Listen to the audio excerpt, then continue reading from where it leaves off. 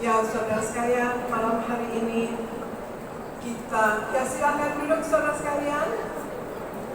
Udah duduk kok, ya. Dari tadi berdiri ya saudara. Ya, malam hari ini saya akan membawakan firman Tuhan. Saudara sekalian, mari kita mendengarkan berita Natal dulu ya saudara sekalian. Ya, kita bersyukur Tuhan Yesus sudah datang ke dunia menjadi manusia untuk menebus dosa kita, mengampuni dosa kita. Dan Argo bacakan Lukas 2 ayat 8 sampai 14. Silakan Argo. Lukas 2 ayat 8 sampai 14. Di daerah itu ada gembala-gembala yang tinggal di padang menjaga kawanan ternak mereka pada waktu malam. Tiba-tiba berdirilah seorang malaikat Tuhan di dekat mereka, dan kemuliaan Tuhan bersinar meliputi mereka, dan mereka sangat ketakutan. Lalu kata malaikat itu kepada mereka, "Jangan takut, sebab sesungguhnya Aku memberitakan kepadamu kesukaan besar untuk seluruh bangsa. Hari ini telah lahir bagimu Juru Selamat, yaitu Kristus Tuhan di kota Daud. Dan inilah tandanya bagimu. Kamu akan menjumpai seorang bayi dibungkus dengan lampin dan terbaring di dalam palungan. Dan tiba-tiba tampaklah bersama-sama dengan malaikat itu sejumlah besar bala tentara sorga yang memuji Allah, katanya, kemuliaan bagi Allah di tempat yang maha tinggi, dan damai sejahtera di bumi di antara manusia yang berkenan kepadanya. Demikian firman Tuhan. Ya, terima kasih Argo.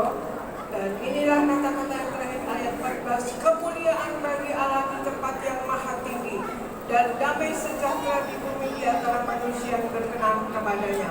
Ya, saudara sekalian, kita sekarang ini hidup di zaman kasih dan anugerah Tuhan ya saudara sekalian. Kalau kita mendengar saudara sekalian tadi cerita Natal tadi, bagaimana Allah menyuruh para malaikat untuk menjumpai para gembala domba yang pertama kali mendengar berita kelahiran Yesus, saudara sekalian. Mengapa para gembala ini penting bagi Allah? Karena para gembala ini mengenal arti pengorbanan, mempunyai pemahaman yang sangat tinggi mengenai pengorbanan. Dia menjaga dombanya siang dan malam, saudara sekalian. Dan Natal berbicara mengenai pengorbanan, artinya korban. Allah pencipta menjadi ciptaan, itu adalah satu korban, dan Allah keselamatan yang kita miliki itu pun juga korban daripada Allah. Untuk itu marilah kita dalam hidup kita berkorban. Di Natal ini juga kita mau berkorban, saudara sekalian. Korban kita adalah mempersembahkan hati dan hidup kita bagi kemuliaan Tuhan Yesus. Amin, saudara sekalian. Ya saudara, kita yang hidup ini sekarang ini di dalam kasih dan anugerah Allah, kita sudah ditebus oleh darah Yesus dan dosa kita sudah diampuni. Maka itu kita harus menjalani karya keselamatan yang dikerjakan oleh Allah dengan takut dan gentar akan Tuhan, saudara sekalian. Dan jangan kita menjadi orang fasik. Apa itu orang fasik? Di Yudas 1 ayat 4 dikatakan, orang fasik adalah orang yang menyalahgunakan kasih karunia Allah, saudara sekalian. Jadi janganlah kita menjadi orang fasik, dan kita jangan mau hidup menurut daging kita atau semaunya kita, saudara sekalian ya. Untuk itu kita harus selalu berjaga-jaga dan waspada setiap hari, setiap saat, untuk tidak melakukan dosa dan kesalahan, saudara sekalian.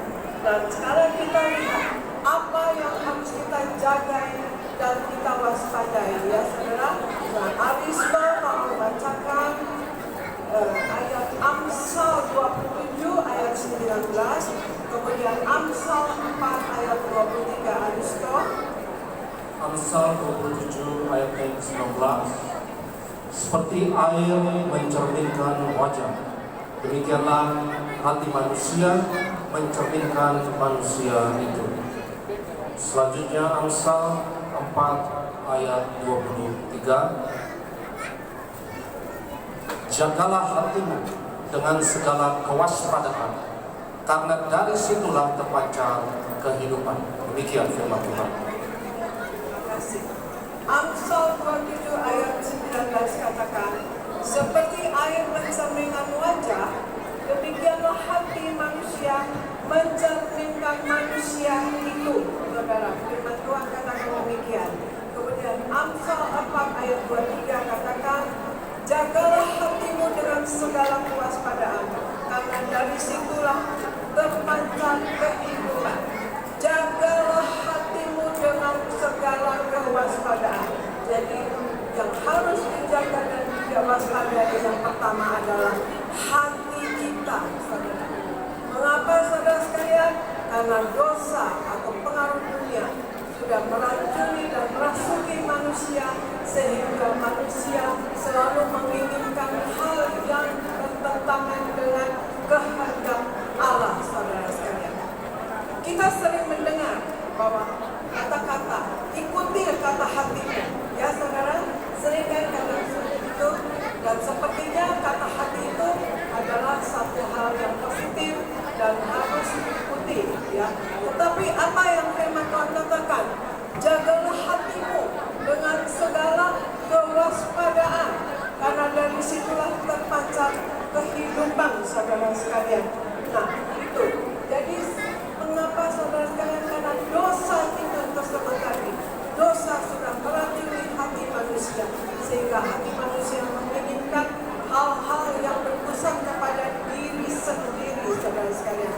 Dan seperti di Markus 7 ayat 21 sampai 23 dikatakan, sebab dari dalam, dari hati orang timbul segala pikiran jahat, percabulan, pencurian, pembunuhan, perzinahan, keserakahan, kejahatan, kelicikan, hawa nafsu, iri hati, hujat, kesombongan, kebebalan. Semua hal-hal jahat ini timbul dari dalam dan menajiskan orang. Ya saudara sekalian, jadi dari dalam hati, dari hati orang timbul segala pikiran jahat, saudara sekalian. Untuk itu kita harus menyadari dan selalu mewaspadai hati kita. Untuk itu apa yang harus kita lakukan? Kita harus seperti Daud, saudara sekalian. Daud meskipun dia dekat dengan Tuhan, tetapi dia selalu memohon kepada Tuhan untuk mentahirkan hatinya. Saya bacakan di Mazmur 51 ayat 12, Daud katakan, jadikanlah hatiku tahir ya Allah, dan perbaharui batinku dengan roh yang teguh. Jadikanlah hatiku tahir ya Allah. Nah, itu Daud selalu meminta demikian. Dan untuk kita sekarang, saudara sekalian, kita sekarang ini, kita meraih kuasa Tuhan untuk memperbarui hati kita dan untuk mentahirkan hati kita. Kita raih kuasa Tuhan Yesus. Tuhan Yesus datang ke dunia untuk merevolusi hati dan roh kita manusia, saudara. Kita raih kuasa Roh Kudus. Kita minta senantiasa Roh Kudus memperbarui hati kita, mentahirkan hati kita, agar supaya jalan dan kita jalan hidup dalam kita yang jalan ini, kita seturut dengan kehendak Allah, seturut dengan perkenanan Allah, dan juga disertai Allah selalu. Jadi hal yang pertama yang harus kita jaga dan waspadai adalah satu, hati kita, karena dosa sudah membuat manusia menginginkan hal yang bertentangan dengan kehendak Allah, saudara sekalian.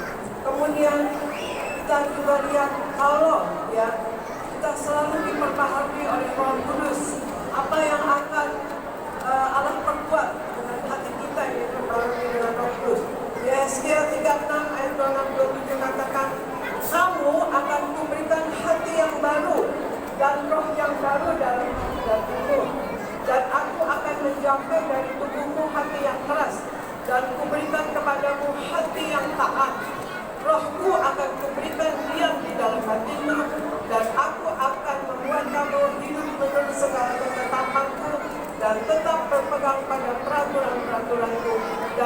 melakukannya.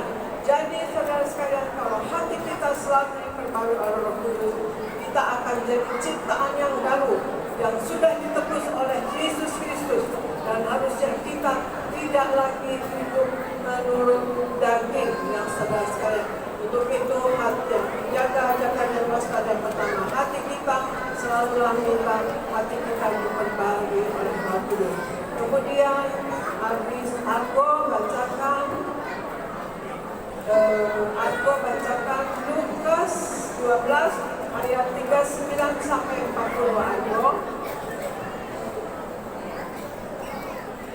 Lukas 12 ayat 39 sampai 40. Tetapi ketahuilah ini, jika tuan rumah tahu pukul berapa pencuri akan datang, ia tidak akan membiarkan rumahnya dibongkar. Hendaklah kamu juga siap sedia, karena Anak Manusia datang pada saat yang tidak kamu sangkakan. Demikian firman Tuhan. Lukas 12 ayat 39 sampai 40 katakan, tetapi ketahuilah ini, jika tuan rumah tahu pukul berapa pencuri akan datang, ia tidak akan membiarkan rumahnya dibongkar. Hendaklah kamu juga siap sedia, karena Anak Manusia datang pada saat yang tidak kamu sangkakan, saudara sekalian, ya. Jadi hal yang kedua yang harus kita jaga-jaga dan waspada adalah kita harus siap sedia, karena Tuhan Yesus katakan Anak Manusia, artinya Tuhan Yesus akan datang kedua kali pada waktu yang tidak kita sangkakan, saudara sekalian, ya. Melalui ayat ini Tuhan Yesus mengingatkan, yaitu tuan rumah, kalau tahu rumahnya akan didatangi pencuri, dia tidak akan membiarkan rumahnya dibongkar atau dibobol, ya saudara sekalian, oleh pencuri. Tuhan Yesus mengingatkan kepada kita, kejahatan dapat datang kepada kita pada waktu kita lengah, saudara sekalian, dan juga kejahatan dapat datang kepada kita dalam bentuk wajah yang manis dan dalam kenikmatannya, saudara sekalian. Untuk itu kita diperingatkan, artinya kita jaga-jaga dan waspada untuk menantikan kedatangan Tuhan Yesus yang kedua kali dalam kemuliaan-Nya, saudara sekalian. Jadi waspada yang pasti adalah kita selalu menaruh perhatian dan juga belas kasihan kepada sesama, saudara sekalian.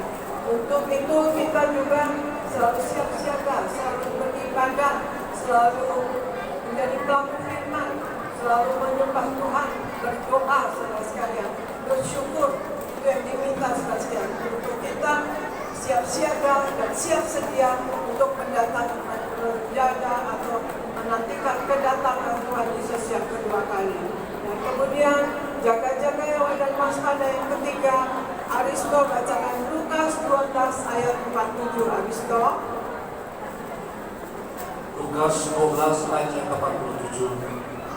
Adapun hamba yang tahu akan kehendak tuannya, tetapi yang tidak mengadakan persiapan atau tidak melakukan apa yang dikehendaki tuannya, ia akan menerima banyak pukulan. Demikian firman Tuhan. Lukas 12 ayat 47 katakan, adapun hamba yang tahu akan kehendak tuannya, tetapi yang tidak mengadakan persiapan atau tidak melakukan apa yang dikehendaki tuannya, ia akan menerima banyak pukulan, saudara sekalian. Ya, ini perumpamaan yang diberikan oleh Tuhan Yesus, saudara sekalian. Menurut firman Tuhan ini, saudara sekalian, Tuhan Yesus memberitahu pada kita yang sudah tahu firman Tuhan, kita yang sudah hidup di dalam firman Tuhan, kita yang sudah tahu kehendak Allah, tetapi kita tidak menjadi pelaku firman, maka kita akan menerima akibat dari ketidaktaatan kita, saudara sekalian. Jadi bagaimana kita yang sudah membaca, yang beribadah, membaca firman Tuhan, menyelidiki firman Tuhan, selalu menghayati firman Tuhan, yaitu saudara, kita harus menjauhkan diri dari hawa nafsu dunia, pengaruh-pengaruh dunia. Kita jangan dalam keinginan daging, saudara sekalian, ya, jangan dalam percampuran keinginan daging. Hilangkan keinginan mata, jangan materialistis, saudara sekalian.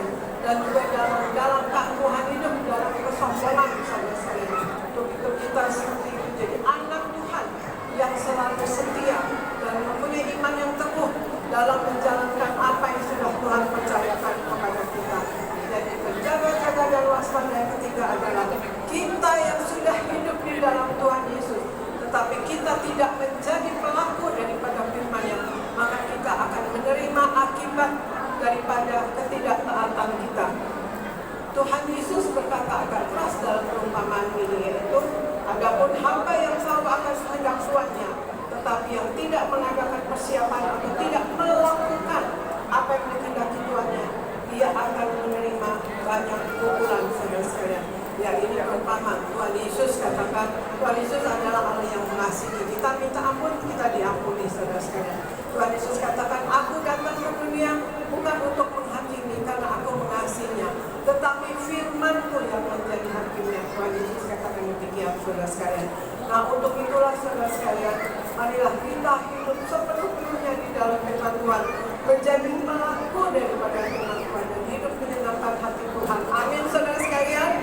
Hidup menyenangkan hati Tuhan dan jangan mendukakan hati Tuhan, juga jangan mendukakan hati sesama. Tuhan Yesus katakan, berjuanglah masuk kepada pintu yang sesak itu, pintu yang sempit itu, karena lebarlah pintu yang menuju kebinasaan, saudara. Dan Tuhan Yesus juga menghendaki tidaklah nama kita tercatat dalam buku kitab kehidupan di surga. Kalau nama kita tidak tercatat dalam buku kitab kehidupan di surga, maka kita akan mengalami kematian yang kedua, kematian kekal, atau lautan api yang miliaran tahun, saudara sekalian. Dan juga Tuhan Yesus di Wahyu 3 ayat 20 katakan, barang siapa menang, ia akan duduk bersama-sama dengan aku di atas tahta-Ku, sebagaimana aku telah menang dan duduk bersama-sama dengan Bapa di atas tahtanya. Simon Petrus pernah bertanya kepada Tuhan Yesus, kami sudah mengikut Engkau, apa yang akan kami peroleh? Dan Tuhan Yesus jawab, engkau akan memerintah bersama-sama dengan aku, dan engkau akan dibalas 100 kali lipat, dan akan hidup kekal. Hidup kekal artinya hidup di surga. Amin, saudara sekalian. Kita tidak mengalami kehidupan kekal, kematian kekal, tetapi hidup yang kekal itu artinya di surga, saudara sekalian. Dan marilah kita dalam hidup juga, saudara sekalian, selalu menyatu dengan tubuh darah Yesus, saudara sekalian, selalu menerima perjamuan kudus, saudara sekalian, ya. Karena Tuhan Yesus katakan, kalau kita menyatu dengan tubuh darah Yesus, Tuhan Yesus ada di dalam kita, dan kita pun di dalam Tuhan Yesus, saudara sekalian.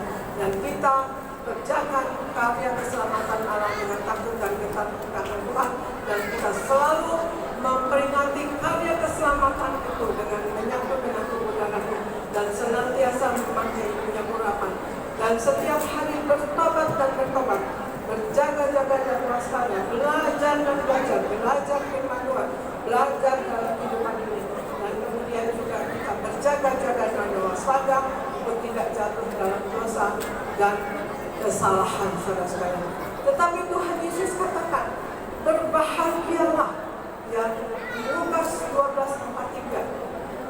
Berbahagialah hamba yang didapati tuannya melakukan tugasnya itu ketika tuannya datang.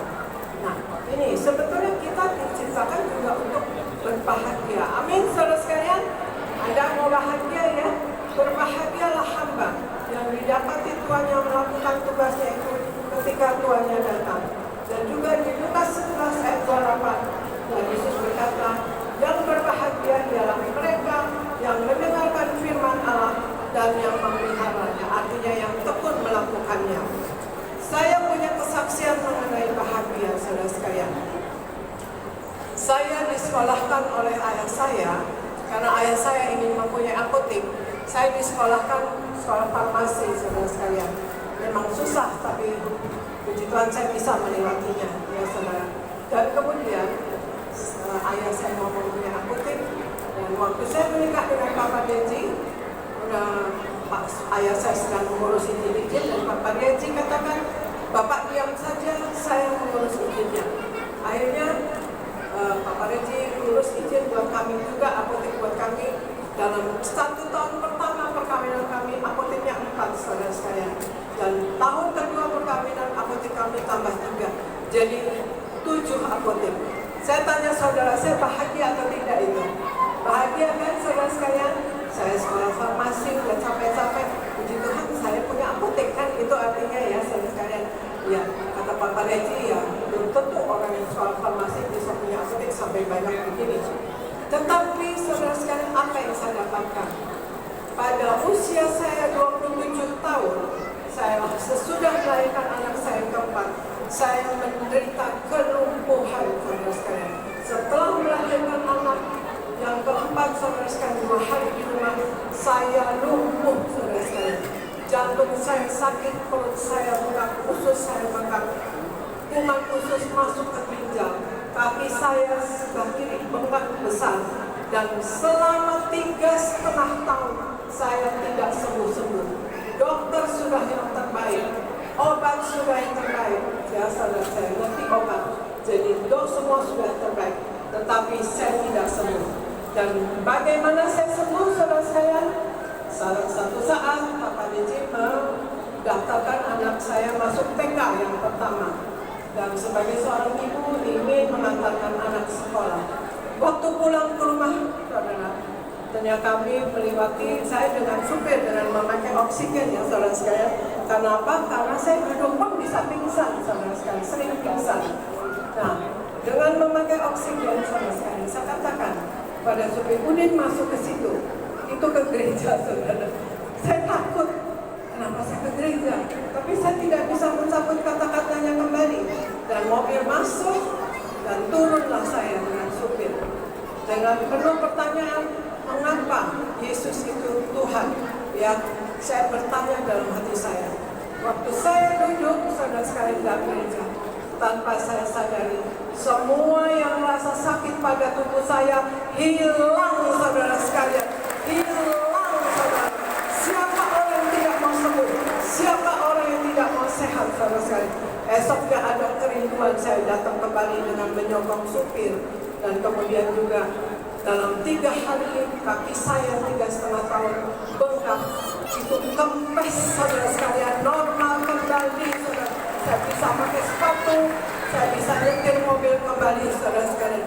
Saya katakan kepada sekretaris saya ke gereja dan saya diberikan Alkitab yang diajar, dikasih tahu baca perjanjian baru. Saya lalap saudara sekalian perjanjian baru. Dan saya jatuh cinta kepada Tuhan Yesus. Saya jatuh cinta kepada kata-kata Tuhan Yesus.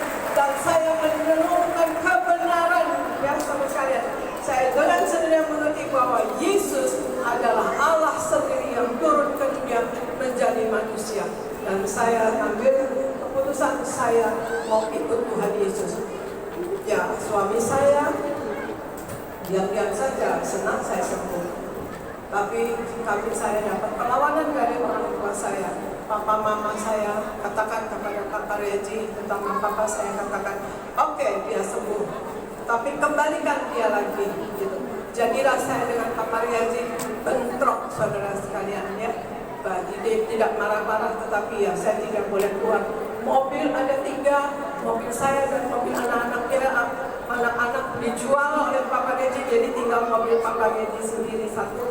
Jadi kemana-mana saya dan anak-anak harus pakai mobil yang Papa Regi. Dan selalu diketahui kemana. Saya tidak boleh ke gereja, dan saya tidak boleh, karena saya waktu itu karyawan saya kan banyak, saudara sekalian ada 220.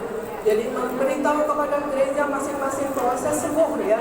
Jadi saya diminta bersaksi, kemudian saya diminta untuk pelayanan, saya main organ, main keyboard di gereja. Saya senang saudara sekalian. Saya pikir tidak sia-sia saya biar dari umur 9 tahun saya bisa melayani di gereja. Saya suka cita. Tetapi saya dihalangi, tidak boleh pergi ke gereja dan tidak boleh untuk melayani saudara sekalian. Kemudian suatu saat ya kami ada berdebat kembali bertengkar. Pak Regi katakan kepada saya katakan tidak, ya tidak, katakan ikuti saya, kata Pak Regi. Saya begitu sedih. Saya duduk di ruang tamu saudara sekalian. Saya ketiduran di situ, saya nangis saudara sekalian. Saya nangis, ngantuk bangun saudara sekalian. Saya nangis, saya berdoa. Tiba-tiba di ruang tamu tersebut saya merasa lumpuh, saya nangis saudara sekalian. Ada sesuatu seperti turun saudara sekalian, kayak itu. Saya heran dan tiba-tiba saya lagi nangis. tiba-tiba cep berhenti, dan yang kesal tiba-tiba hilang. Hati saya katakan, Tuhan datang. Saya belum mengerti gimana ya saudara sekalian, saya belum mengerti Roh Kudus, belum mengerti hadirat Tuhan, tapi saya katakan, Tuhan datang. Dan saudara, saya ketiduran, dan pagi-pagi jam 4:30 Pak Paryaji bangunkan saya dan katakan, Mama, malam tadi itu adalah pertengkaran yang terakhir. Habis ini Papa ikut Mama ke gereja, saudara sekalian. Papa itu cerita Tuhan Yesus, Papa mimpi Tuhan Yesus datang dan melihatkan Bapak surga dan neraka, saudara sekalian. Saya gila, saudara sekalian, mandi dan ke gereja. Jam 5 pagi kami sudah di gereja tiap hari, saudara sekalian. Dan itulah kebahagiaan yang hakiki kita adalah di dalam Tuhan Yesus, saudara sekalian. Amin, saudara sekalian. Saya mempunyai segala sesuatunya, bukan saya tidak bersyukur, tetapi betul-betul Allah lah yang memberi kita bahagia. Dan Tuhan Yesus sebetulnya ingin kita berbahagia. Kata Tuhan Yesus, yang berbahagia ialah mereka yang mendengarkan firman Tuhan dan yang memeliharanya. Kalau di Alkitab Lama dikatakan, ya, yang tekun melakukannya, lebih jelas ya. Jadi kita harus tekun menjadi pelaku firman Tuhan. Saudara mau bahagia? Siapa yang mau bahagia, angkat tangan. Ayo kita berdoa sama-sama. Ayo angkat tangan, kita berdoa. Tuhan Yesus, ikuti saya ya. Tuhan Yesus, Engkau katakan dalam firman-Mu, siapa yang berbahagia? Yang berbahagia adalah orang yang mendengar firman Tuhan dan tekun melakukannya. Aku percaya kalau aku pelaku firman, aku diberkati Tuhan. Aku punya kuasa dan wibawa dari surga. Aku punya wibawa ilahi. Aku diberkati. Aku disayangi. Aku dikasihi, disertai, dan selalu berkemenangan. Menang atas dosa, menang atas sakit penyakit, menang atas masalah, menang atas kuasa gelap. Dan Tuhan Yesus, terjadilah dalam hidupku